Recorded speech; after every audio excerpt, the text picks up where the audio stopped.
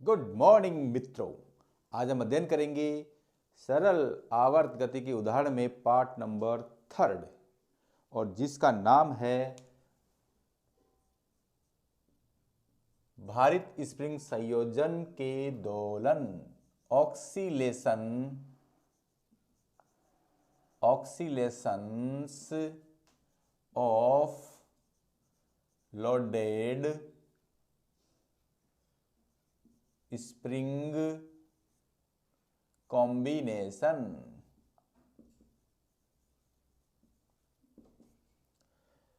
हमें क्या करना है, यहाँ पर दो स्प्रिंगों का कॉम्बिनेशन करना है और हम जानते हैं कि दो स्प्रिंगों का कॉम्बिनेशन हम समांतर क्रम में भी कर सकते हैं और श्रेणी क्रम में भी कर सकते हैं।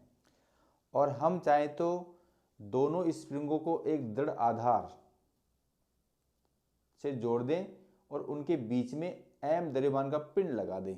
इस प्रकार दो स्प्रिंगों का संयोजन हम 3 प्रकार से कर सकते हैं। तो माना, जब तक माना है तो क्यों घबराना है। माना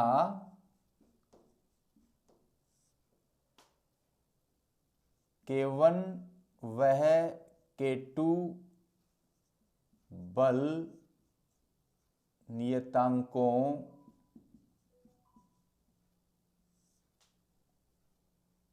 वाली दो स्प्रिंगों का संयोजन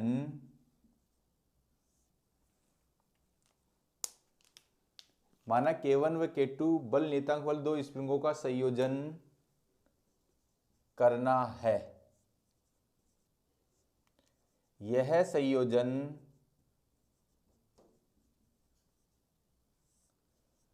निम्न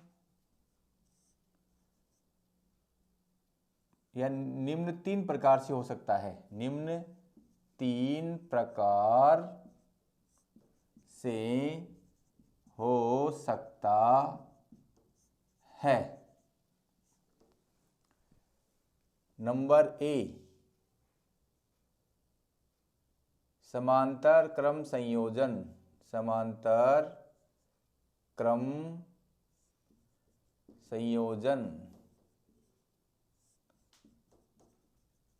पैरेलल कॉम्बिनेशन। दूसरा, श्रेणी क्रम संयोजन। Series combination. और तीसरा,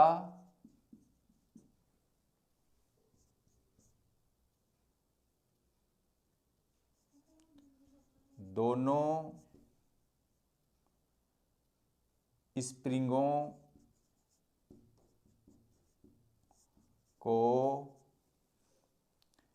m द्रव्यमान के पिंड से जोड़कर दृढ़ आधार के बीच में रखते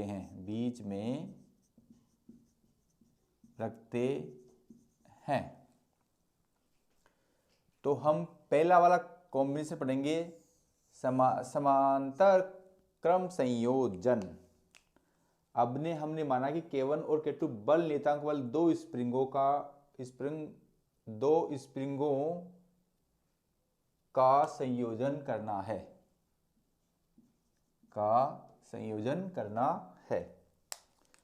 अब मैंने समांतर क्रम संयोजन करना है तो मैंने मान लिया कि ये आपका दृढ़ आधार है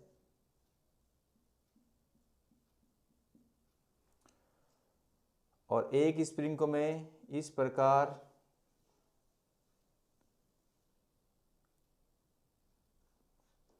और साथ में ये दूसरी स्प्रिंग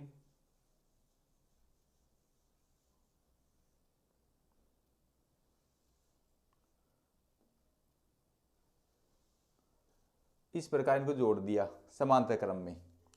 और ये हमने पहले ही मान लिया है कि इसका स्प्रिंग बल नियतांक K1 है, इसका स्प्रिंग बल नियतांक K2 है। अब हम क्या करते हैं, इन दोनों समांतर क्रम में जुड़ी हुई स्प्रिंगों के निचले सिरे पर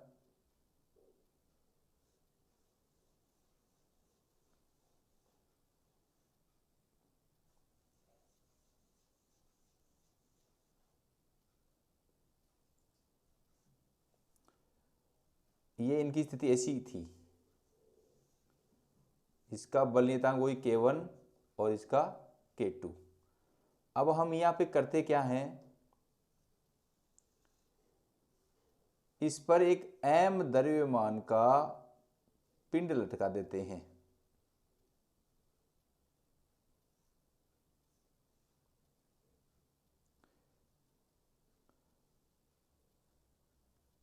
अब जैसे इसमें हम m द्रव्यमान का पिंड लटकाएंगे तो ये देखो, इस पर m द्रव्यमान का मैं पिंड लटकाऊंगा तो इसमें विस्थापन हो जाएगा।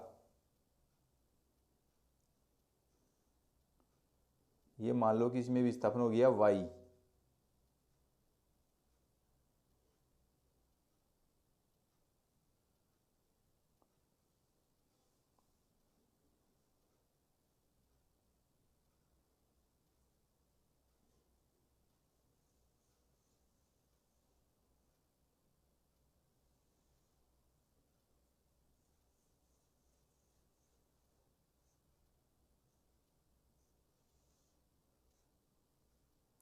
ये देखो, ये यहाँ पर था इसका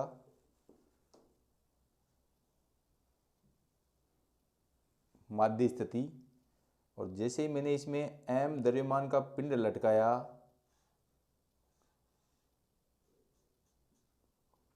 तो मान लेते हैं इसकी माध्य स्थिति यहाँ पर आ जाती है, या इसको मैं हटा देता हूँ, ये m द्रव्यमान का पिंड यहाँ लगा देता हूँ तो इसकी माध्य स्थिति यहाँ आ जाती है।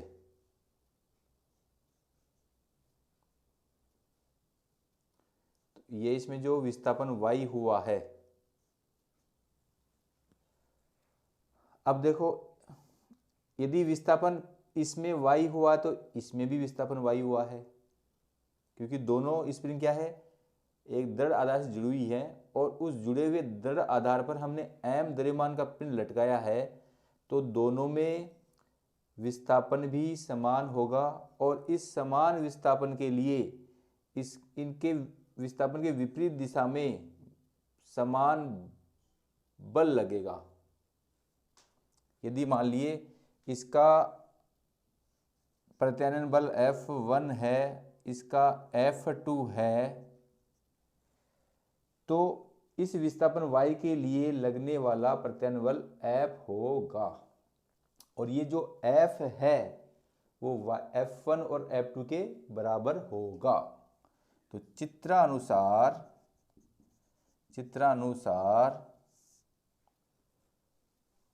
F बराबर F1 प्लस F2, या इसको मैं F को परिणामी बल भी बोल सकता हूं। अब हम ये भी मान लेते हैं कि परिणामी बल नियतांक K है, तो K बराबर जाएगा माइनस KY, और ये जाएगा माइनस K1Y, और ये जाएगा माइनस K2Y, जहां K तुल्य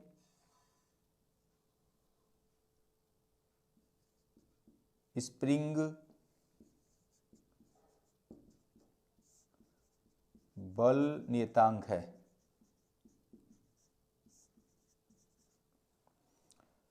अब देखो माइनस K से मैं इन सभी में भाग लगा दूंगा तो क्या जाएगा, y से भाग लगा दूंगा तो K इज इक्वल टू आ जाएगा K1 प्लस K2।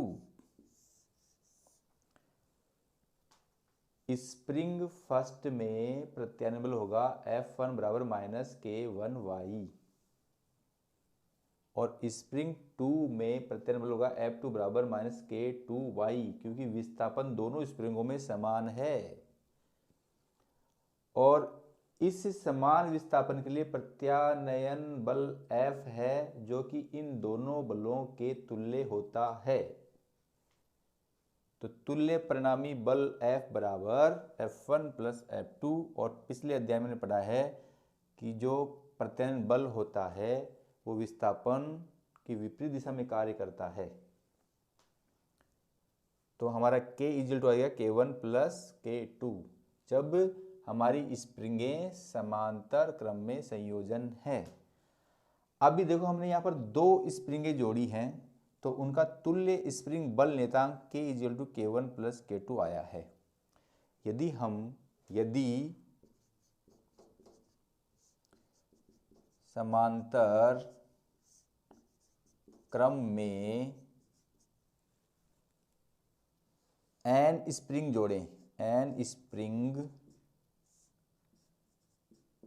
जोड़ें तो तुल्य स्प्रिंग बल नियतांक K बराबर जाएगा K1 plus K2 plus K3 plus dot dot dot dot plus Kn। यदि इन सभी, देखो केस नंबर फर्स्ट, यदि सभी स्प्रिंगों के बल नियतांक समान हैं, यदि सभी स्प्रिंगों के बल नियतांक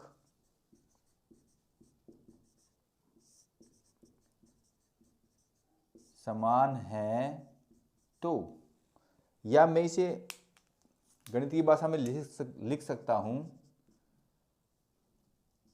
K1 बराबर K2 बराबर डॉट डॉट डॉट Kn बराबर K। अब ये बात यदि मैं समीकरण नंबर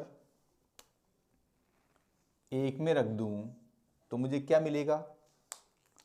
समीकरण 1 से तुल्य स्प्रिंग नियतांक या तुल्य स्प्रिंग बल नियतांक K बराबर K1 की जगह भी, देखो थोड़ा सा K के अंतर स्पष्ट करने के लिए मैं इसको K डेक्स मान लेता हूं। तो K1 बराबर भी K डेक्स, K2 बराबर भी K डेक्स plus dot dot dot Kn बराबर भी K डेक्स। तो K बराबर क्या जाएगा? N K डेक्स। यदि सभी स्प्रिंगों का बल नियतांक समान है और उन्हें समांतर क्रम में संयोजित करें तो उनमें जो तुल्य स्प्रिंग बल नियतांक है वो दी गई स्प्रिंग के नियतांक का n गुना होता है। अब जैसे मान लो कि इस चीज को मैं यहाँ पे लगाऊं, यदि इसी चीज को मैं यहाँ लगाऊं तो K1 बराबर K डेक्स, K2 बराबर K डेक्स, तो K बराबर क्या जाएगा? 2K डेक्स। ऐसे यदि मेरी 3 स्प्रिंग होती तो यहाँ होता K1 plus K2 plus K3, अर्थात K डेक्स प्लस K डेक्स प्लस 3K डेक्स।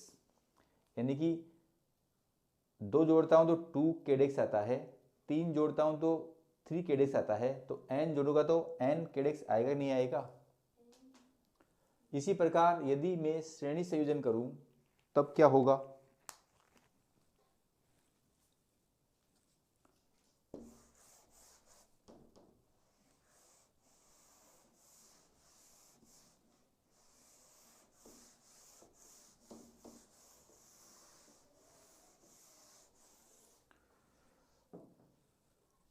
दूसरा है श्रेणी संयोजन। श्रेणी संयोजन का मतलब यह होता है कि एक स्प्रिंग का दूसरा सिरा दूसरी स्प्रिंग के पहले सिरे से जुड़ा हो। यह हमारे श्रेणी क्रम की परिभाषा होती है। तो मान लिया कि आपकी एक स्प्रिंग है, इसका दूसरा सिरा दूसरी स्प्रिंग के पहले सिरे से जुड़ा होता है और यहां पर मैंने इस पर कोई बल नहीं लगाया है। ऐसे ही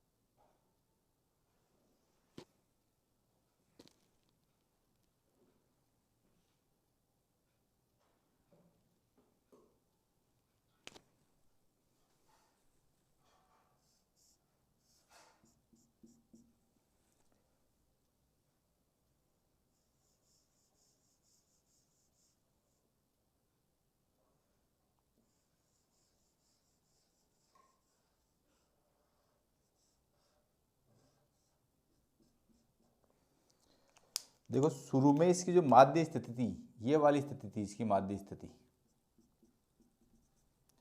और अब मैंने इसको खींचकर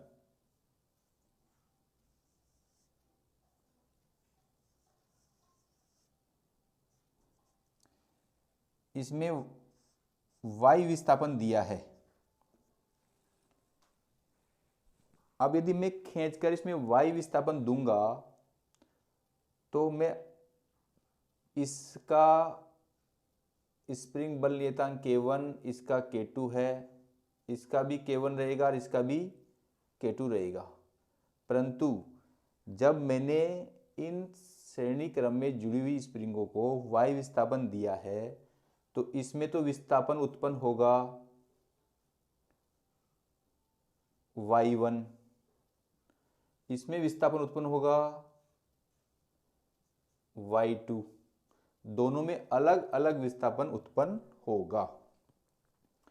और दोनों में जबकि बल, इनका जो बल है यानी प्रत्यानयन बल है वो समान है, जबकि मैंने इसको वायु विस्थापन दिया खींचा है तो इस विस्थापन के विरुद्ध जो बल लगा है वो क्या है, तीनों स्थितियों में समान है, परंतु विस्थापन इसमें अलग अलग है।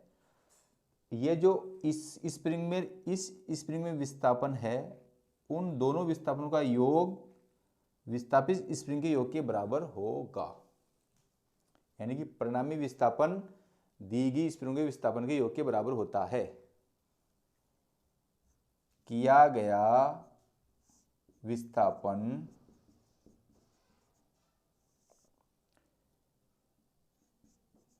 दिए गए स्प्रिंगों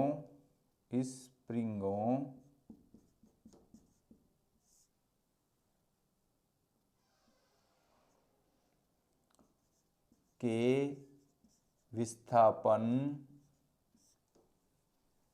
के योग के बराबर होता है, जबकि प्रत्यानयन बल समान रहता है। तो किया गया विस्थापन हमारा y था, तो y बराबर हो जाएगा y1 प्लस y2।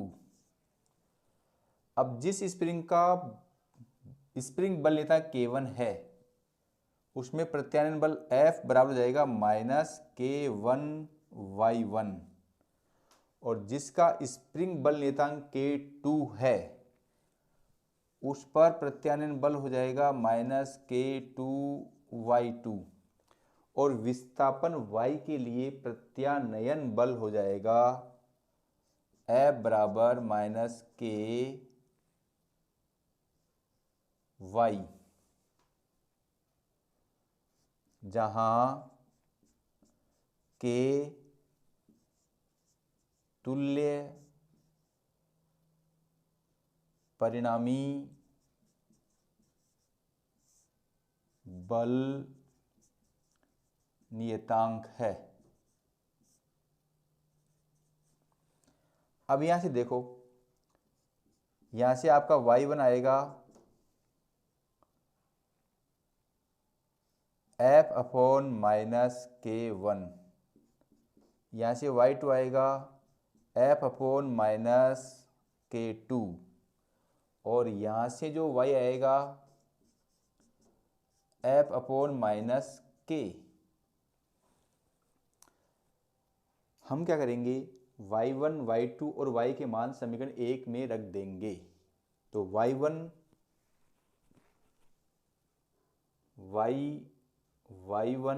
वह y2 के मान समीकरण 1 में रखने पर, तो y बराबर क्या है, F upon minus K, F upon minus K, F upon minus K1, F upon minus K2। अब हम क्या करते हैं, -1/F से गुणा कर देते हैं। गुणा करने पर देखो माइनस से गुणा करें तो माइनस माइनस प्लस हो जाएगा, एफ से एफ कट जाएगा, क्या बचेगा 1/K बराबर 1/K1 प्लस 1/K2। तो 1/K बराबर हो जाएगा 1/K1 K2 एलसीएम आ जाएगा, तो K2/K1 या K1 प्लस K2। तो K बराबर हो जाएगा K1 K2/K1 प्लस K2। ये क्या आ गया, दोनों स्प्रिंगों का तुल्य या परिणामी बल नियतांक। और इस बल नियतांक से आवर्तकाल निकालना T = 2π अपॉन √K/m होता है। तो यहाँ K की जगह जाएगा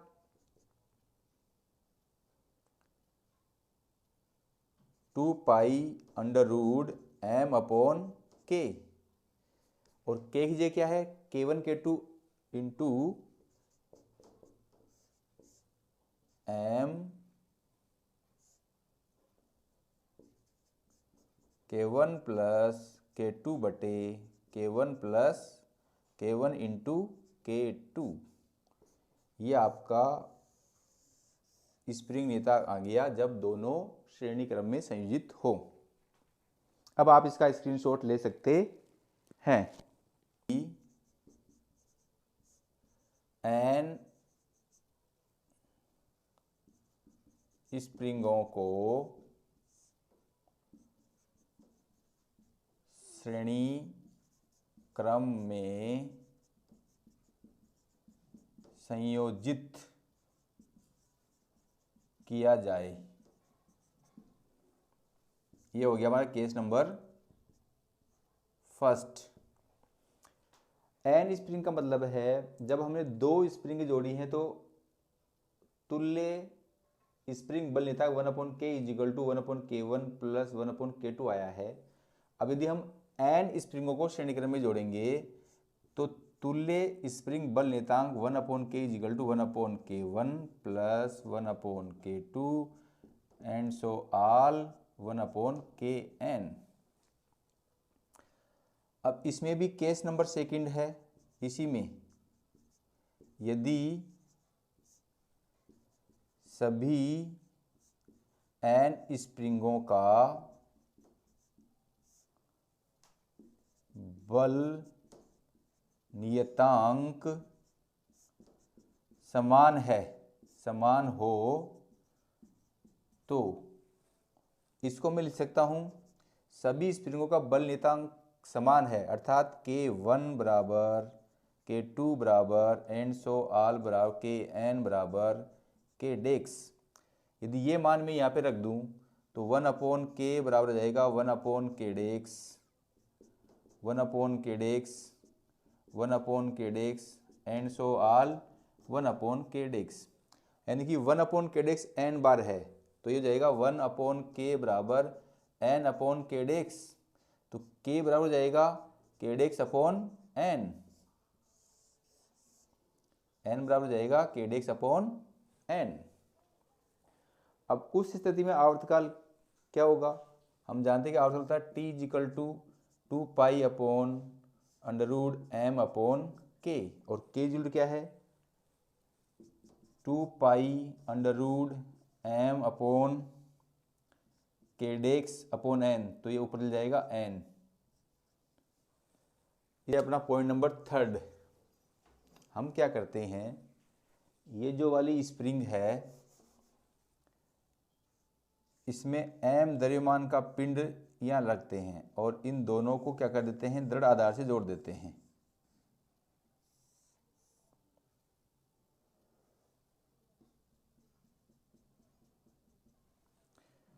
और इस स्थिति में यह है इसकी माध्य स्थिति।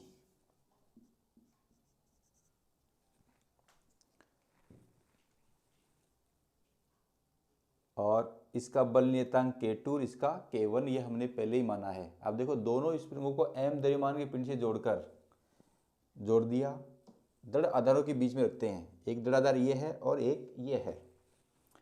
अब हम क्या करते हैं, ये दृढ़ आधार सेम ऐसे के यहाँ रहेगा, इसमें कोई चेंज नहीं रहेगा। ये वाली जो ऊपर वाली स्प्रिंग है,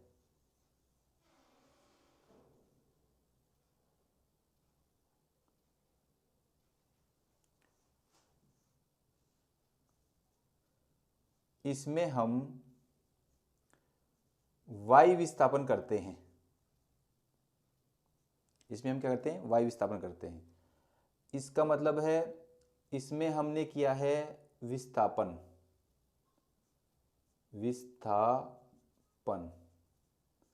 तो इस स्प्रिंग में क्या होगा, संपीड़न या संकुचन, इसको कहते हैं विरलन, या इसे हम संकुचन भी कहते हैं। यानी कि ये एक जगह इकट्ठी हो जाएगी, क्योंकि दोनों तरफ आधार दृढ़ हैं। यदि हमने इसमें y लंबाई में परिवर्तन करेंगे तो ये इसमें दब जाएगी। अर्थात देखो, इसमें विस्थापन इधर हुआ तो प्रत्यानयन बल ऊपर की ओर कार्य करेगा। इसमें संपीड़न नीचे हुआ तो दोनों तरफ प्रत्यानयन बल ऊपर की तरफ कार्य करेगा। तो दोनों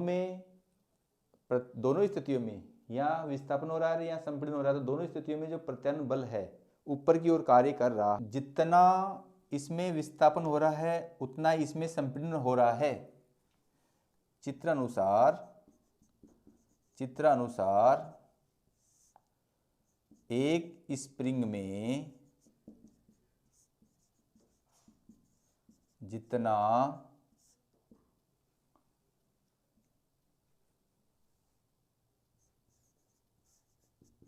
विस्थापन या विरलन होता है उतना ही दूसरी स्प्रिंग में संकुचन या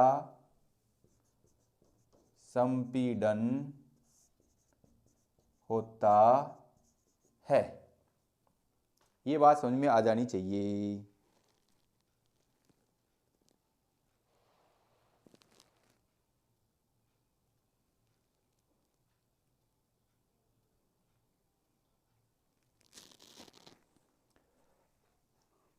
अब प्रत्यानयन बल F बराबर क्या जाएगा, -K1y,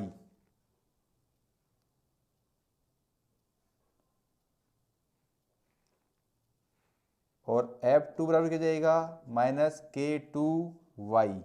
क्योंकि देखो, एक इसमें जितना विस्थापन होता है उतना ही दूसरी स्प्रिंग में संकुचन या संपीड़न होता है। तो दोनों में विस्थापन तो समान हो रहा है, परंतु जो स्प्रिंग बल नियतांक है वो अलग अलग है, वो हमने पहले ही माना है। परिणामी बल F बराबर F1 प्लस F2। अब यदि परिणामी बल F है तो परिणामी बल नियतांक क्या होगा, -K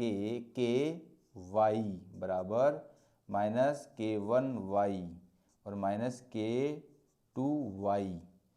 तो K बराबर क्या हो जाएगा, K1 प्लस K2।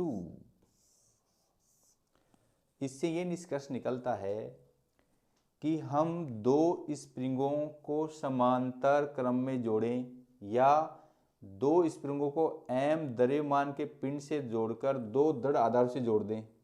दोनों स्प्रिंगों को एक दृढ़ आधार से जोड़ें या दोनों स्प्रिंगों को m द्रव्यमान से जोड़कर दो आधारों से जोड़ें, तो दोनों स्थितियों में तुल्य परिणामी बल नियतांक K बराबर K1 प्लस K2 आता है। अब इस स्थिति में आवर्तकाल क्या हो जाएगा, आवर्तकाल t इजिकल टू 2π√m/k,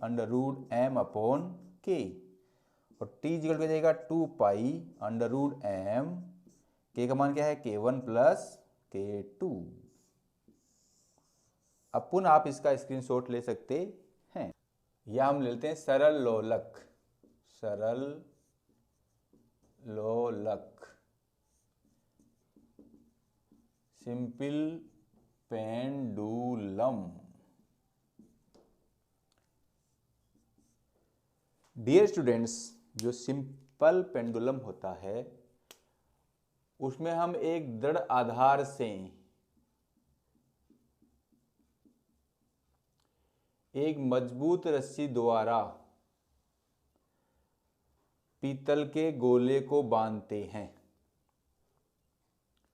ये क्या है आपका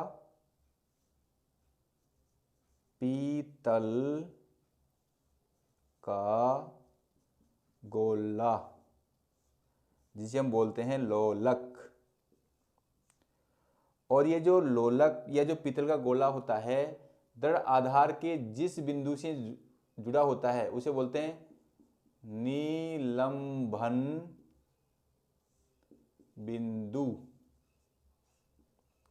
और निलंबन बिंदु से पीतल के गोले तक की दूरी को हम बोलते हैं सरल लोलक की प्रभावकारी लंबाई L।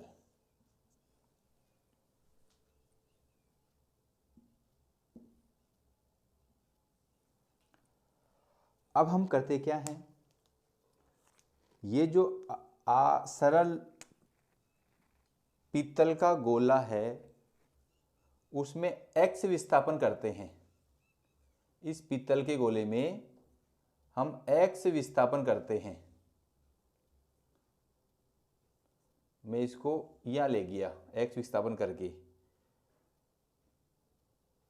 तो ये इधर इसमें क्या है गुरुत्वाकर्षण भार mg लगेगा, और मैंने जो इसमें यहाँ से जो बदलाव किया ये वाला बदलाव किया है।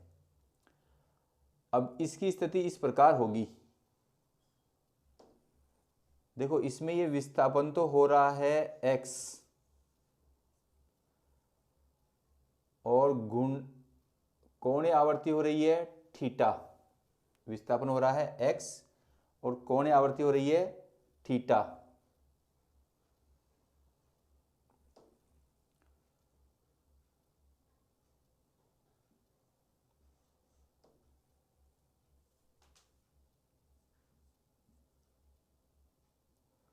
इसको मैं यूं आगे सीधा खींच देता हूं।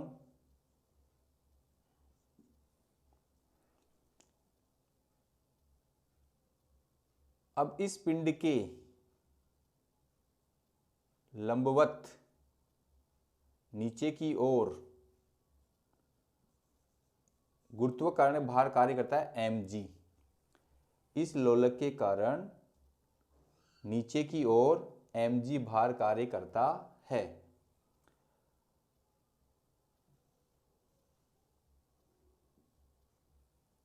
अब देखो, यदि मैं इसको डॉट डॉट करके पीछे बढ़ा दूं, यदि इसको मैं डॉट डॉट डॉट करके पीछे बढ़ा दूं,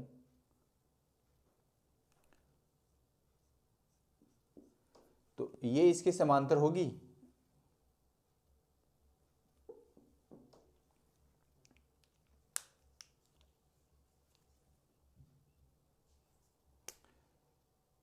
इस बिंदु के समांतर में ये खींच दूं लाइन ऐसी,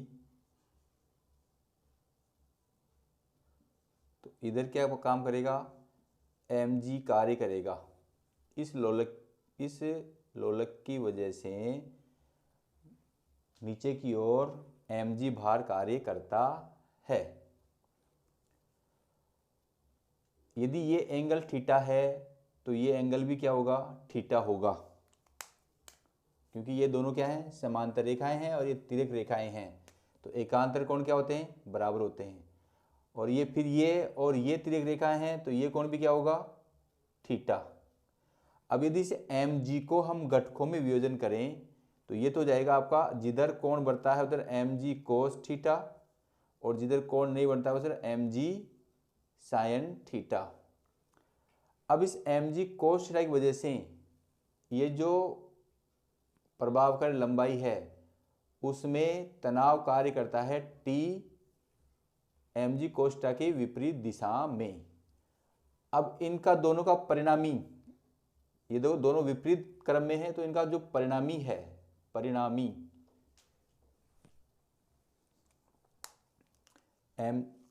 mg cos थीटा व तनाव t का परिणामी t minus mg cos theta लोलक को आवश्यक अभिकेंद्रीय बल प्रदान करता है। आवश्यक अभिकेंद्रीय बल प्रदान करता है। इसका जो दूसरा घटक है mg sin थीटा, ये लोलक को माध्य स्थिति की ओर लाता है और विस्थापन के विपरीत दिशा में कार्य करता है। जबकि mg sin थीटा लोलक को माध्य स्थिति में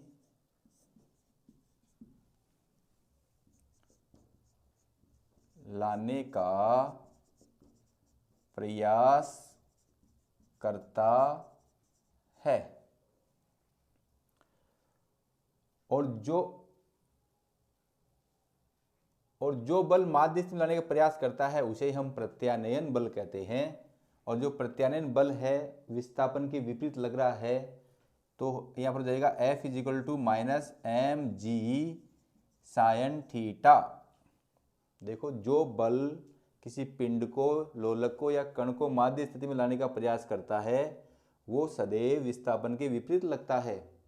अर्थात ऐसी जो स्थिति होती है वो होती है प्रत्यानयन बल की। प्रत्यानयन बल सदैव विस्थापन की विपरीत दिशा में लगता है। तो ये जो mg sin थीटा है यहाँ पर प्रत्यानयन बल का कार्य कर रहा है। तो F बराबर हो गया mg sin थीटा, अर्थात प्रत्यानयन बल। साइन थीटा अति सूक्ष्म है, यदि थीटा अति सूक्ष्म हो तो साइन थीटा को लगभग हम थीटा मान सकते हैं। तो F यानी प्रत्यानयन बल क्या जाएगा, माइनस mg थीटा। अब यदि प्रत्यानयन बल लग रहा है तो ये लोलक दोलन करेगा, सरल आवर्त गति करेगा। सरल आवर्त गति कारण न्यूटन की गति के द्वितीय नियम से F बराबर हो जाएगा ma minus mg theta. m से m कैंसिल हो गया तो a बराबर क्या आ गया, माइनस g थीटा। अब यहाँ पर देखो, जो थीटा है वो ये कौन है, ये विस्थापन कितना है, x है। तो हम जानते हैं कि कोण बराबर, ये हो गया मेरा समीकरण नंबर 1। कोण बराबर होता है चाप बटे त्रिज्या। कोण मेरा थीटा है, चाप कितना है x, त्रिज्या कितनी है l। ये हो गया समीकरण नंबर 2। अब समीकरण 1 और 2 से, समीकरण 1 वह 2 से, तो a बराबर क्या हो जाएगा, माइनस जी एक्स अपॉन एल।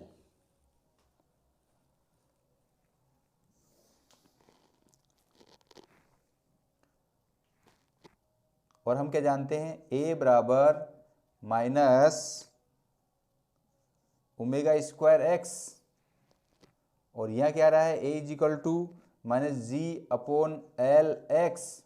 दोनों को तुलना करें तो ओमेगा स्क्वायर बराबर क्या आ गया, g अपॉन एल। तो ओमेगा बराबर क्या आ जाएगा, under root g upon L. आवर्तकाल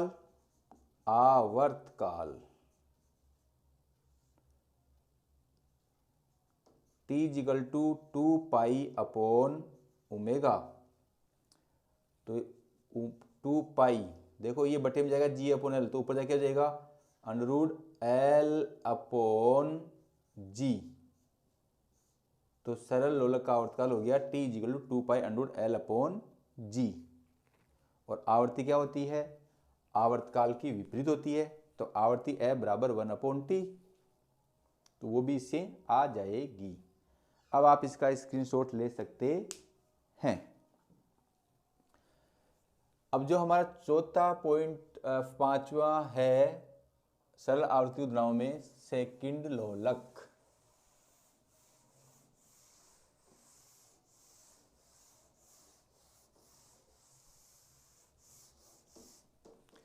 सरल आवर्त गति के उदाहरणों के क्रम में अब 5वां जो उदाहरण है वो है सेकंड लोलक।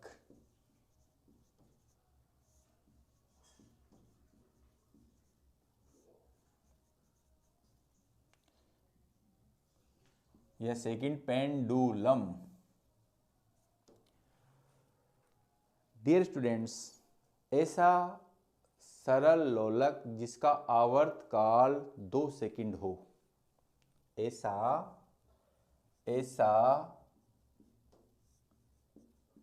सरल लोलक जिसका आवर्तकाल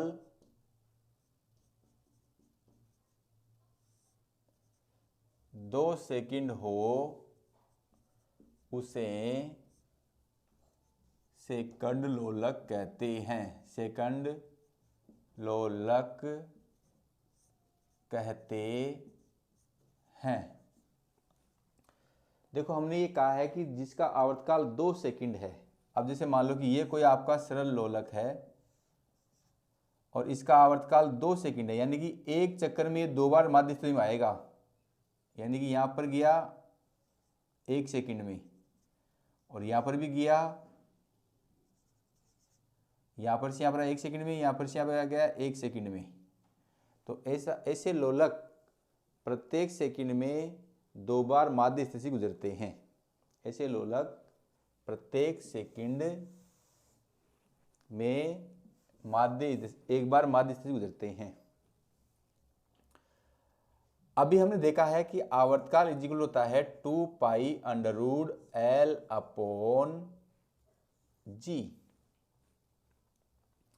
यदि मैं इसका वर्ग कर दूं तो T² बराबर 4π² तो L बराबर क्या हो जाएगा? T²G/4π²T। क्योंकि ये सेकंड लोलक है या सेकंड पेंडुलम है तो T का मान तो 2 × 2, G का मान 9.8, 4 पाई का मान 3.14 × 3.14 होता है। इसको हम हल करते हैं तो आता है 0.993 मीटर। इसको यदि हम सेंटीमीटर बोलेंगे तो 99.3 सेमी, जिसे लगभग हम 100 सेंटीमीटर मान सकते हैं। अतः जो सेकंड पेंडुलम होता है उसकी प्रभावकारी लंबाई L 100 सेमी होती है। अतः सेकंड लोलक की प्रभावकारी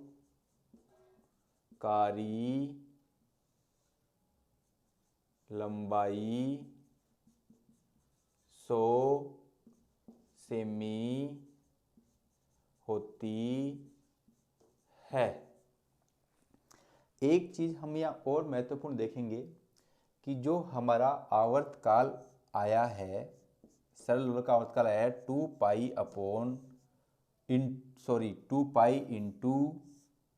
√L/G। देखो इससे इस सूत्र से साफ स्पष्ट है कि जो सरल लोलक का आवर्तकाल है वो केवल प्रभावकारी लंबाई पर निर्भर करता है।